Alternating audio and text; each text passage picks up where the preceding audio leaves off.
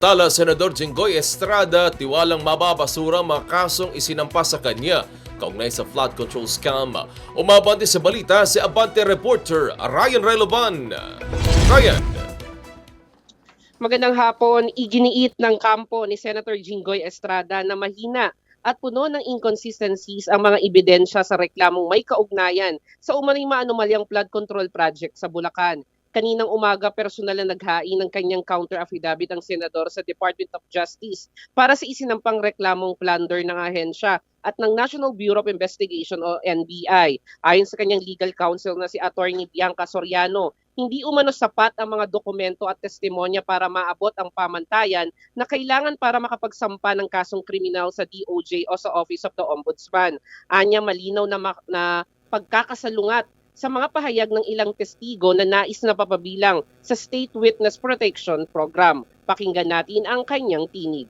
Maraming inconsistent statements, specifically, unahan natin yung sinabi ni Henry Alcantara na si Bernardo yung nagtanong na kung meron pa siyang projects. And then we see Bernardo's statement or affidavit naman saying na it was Alcantara who offered that list of projects. So even with that, you can see there's already inconsistency among the witnesses themselves. So iba pa yung isang witness na inconsistent yung isang affidavit niya from another affidavit.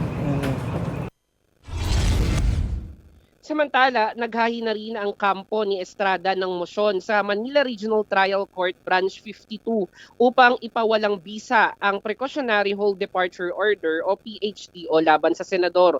Una na naghain ng iwalay na mosyon ang senador sa Sandigan Bayan para sa planong pagbiyahe niya sa Hong Kong, Macau at Japan mula March 31 hanggang April 5, 2026.